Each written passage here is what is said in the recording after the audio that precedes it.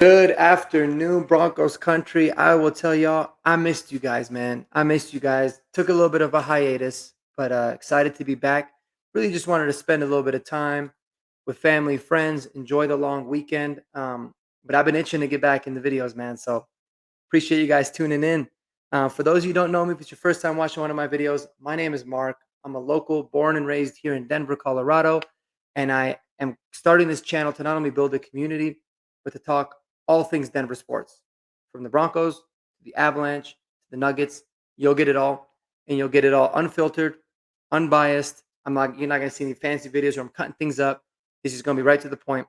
So if you're a fan of any of those teams or just sports in general, because I'm going to have a lot of wonderful fantasy football news and fantasy football content coming, hit that subscribe button down below. It'll really help me out.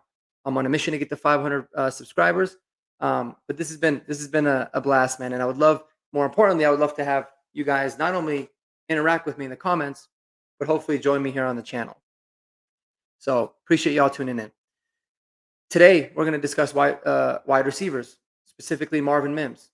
And can he be the Broncos wide receiver number one? Well, let's dive right into it and let's see what you think. So, I think that the Broncos wide receiver room as a whole is a little bit convoluted right now.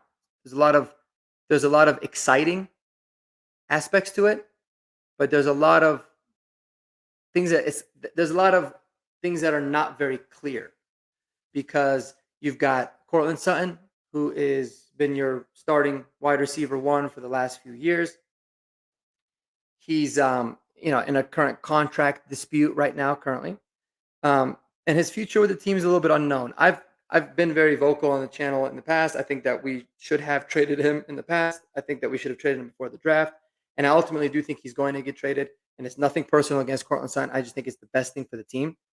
So that's been attracting a lot of attention. And then obviously us drafting Troy Franklin, being able to get him in the fourth round as what I think is one of the bigger steals in the draft, has taken a lot of the attention off of Marvin Mims. But I think Marvin Mims is somebody that can absolutely be the starting wide receiver one, for lack of better terms, for the Broncos. Now, was he going to play that starting wide receiver one role? The role that Cortland Sutton played last year or that they wanted Tim Patrick to be in? Probably not.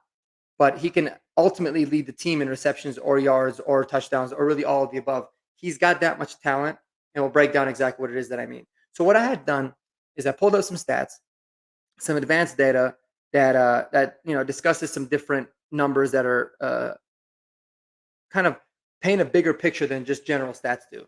So obviously, you got receptions, you got targets, you got routes run versus man coverage, routes run versus zone coverage, how much target separation, what's his catch rate, contested catch rate, things like that.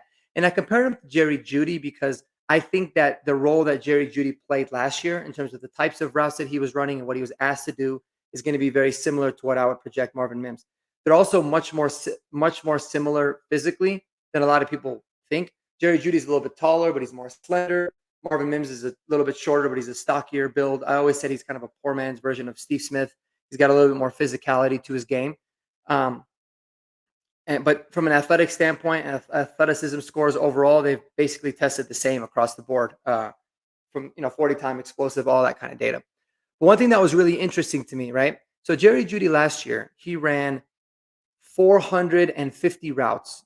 He run total that averaged about 28 routes per game.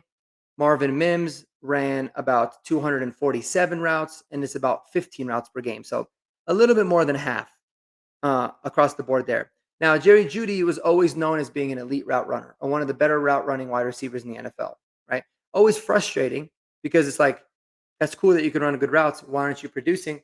Now, some of that was on the terrible quarterback play. Some of it's on poor protection at times. But a lot of the times, he's getting open too late in the route. It takes him too long to be able to get open instead of getting open when he needed to. And I think it's also caused for him to be lazy at times and run lazy routes, which has always been a frustration. I know it was a frustration for Sean Payton and the coaching staff this past year. But even with all that, his average target separation was 2.09 yards. So almost 2.1 yards average separation every time the ball he was targeted to throw. That's actually good for 14th in the NFL. And if you look at Marvin Mims, right, smaller sample size, but still a pretty decent sample size, his average target separation was 2.06, so almost the same. Contested catch rate, basically the same. Average amount of cushion given, pretty much the same there. Routes versus man versus routes versus zone is really not much different there either, in terms of the type of offenses, type of defense that both of these guys are seeing. Now, Jerry Judy's win rate versus man was about 35%, which was decent when you look at it in the entire NFL. And Marvin Mims was about 22%. So definitely lower there against man coverage, but against zone, he's right up there, actually in the upper part of the NFL when you talk about Marvin Mims. And another thing is when you talk about target separation versus man, it's about 2.43 for Marvin Mims against man. So he's actually creating more separation on man coverage. And a lot of that is because he's a burner over the top, which is actually higher than Jerry Judy at 2.25. And Jerry Judy against zone was actually one of the best in the NFL at 2.7. And Marvin Mims was at 2.9. So there's a lot of these advanced metrics that make it look like, okay, even though Marvin Mims didn't show a lot as a route runner, or he didn't really get a lot of opportunities to run all the full route tree, when he has, he's shown that he can separate and he's got that explosive ability. And I think that him in this offense, not just the Sean Payton offense, but Sean Payton's offense with Bo Nix is a really great fit because Bo Nix is going to get the ball out of his hands quickly. Not only because of what he's done in college, and that's kind of what his MO has always been, but that's exactly what Sean Payton wants. And what better type of a player to get the ball out than somebody that is explosive, that can get open right away, and that has an incredible ability to create yards after the catch, which is something that Jerry Judy's shown, but it was always a little bit frustrating too. He kind of get a little bit too fancy. So I think Marvin Mims, and I think that Troy Franklin, that's really where they can shine. Get the ball in their hands, 7, 8 yards from the line of scrimmage, and let them take off. Even if it's 5 years from 5 yards from the line of scrimmage, let them take off. And I think by having somebody like a Cortland Sutton on the roster is only going to further hinder the development for these guys. Now, getting rid of Jerry Judy opened up the doors for Marvin Mims or for Troy Franklin. But by getting rid of of Cortland Sutton, not only will you be able to take some of the money off the books, and you can maybe get some compensation in return, but it'll also open up opportunities for guys like Marvin Mims and for Troy Franklin and for Brandon Johnson, for all these younger guys to really be able to develop and show what they can do. And it can bring a lot more clarity to this room overall. And in addition to that, at last week's press conference for OTAs, Sean Payton glowed a lot about Bo Nix. We talked about that in the last video, but he went crazy when he talked about Tim Patrick. He loves everything about the guy, and it's exactly in line with what it was last year. You can tell he was really, really upset and really hurt once Tim Patrick got hurt because I think that they had huge plans for him, and I truly believe that the plan was to get rid of Sutton, but once Tim Patrick went down, they kind of couldn't. They kind of couldn't at that point. And from all accounts, Tim Patrick's actually looked really good. It looks like he's coming along really well off of the back-to-back years of season-ending injuries with the ACL and then the Achilles. Listen, it's still going to be an uphill battle for him. Not just physically coming off the injuries, but what kind of a player is he going to be? But the good news is he is now 2 years removed from the ACL. And ACL injuries, they typically take that extra year for the players to come back to full health. Achilles injuries tend to have a little bit of a better prognosis, but it's going to be able to have him be able to settle into that role and get a lot more opportunities. Instead of trying to figure it out during camp when there's limited reps already, these guys can just full blown go out and build the chemistry with their new young quarterback. And as a young core, grow together while you also have Tim Patrick, who I think is an amazing leader. I think he's going to be able to develop these guys and show them how to be professionals and really be a good mentor. Whereas I think Cortland Sutton was a little bit, I think his leadership was a little bit overrated.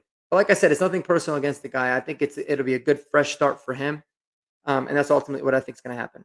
But let me know what you guys think, man. Let me know in the comments. First of all, what's your take on Cortland Sutton? Do you think he's going to be a Bronco? If so, how do you feel like he's gonna be next year in this offense? And let me know what you guys think about Marvin Mims because he made the Pro Bowl this year as a return man. And I think that that has also kind of allowed people to forget the kind of potential that he's got uh, as a receiver because that's ultimately what he was drafted. And the last pick in the second round, we moved up to get him to do, not just be an explosive return man, but somebody that can add juice to this offense.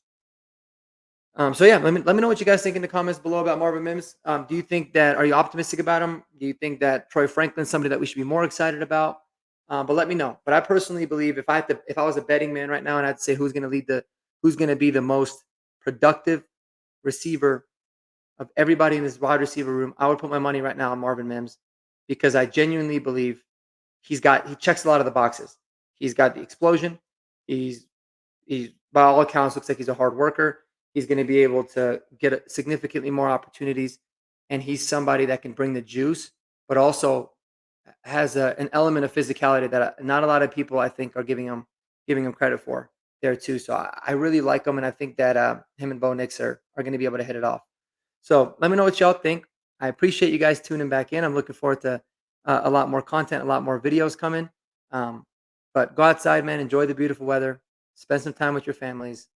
99 days from now, we ain't gonna have this much free time on our hands because we're gonna be all up in the football and the fantasy and all that kind of stuff. So go enjoy it. Hope you guys have a wonderful rest of your evening. Mile high salute to you guys as always. Appreciate you tuning in. And as always, peace out.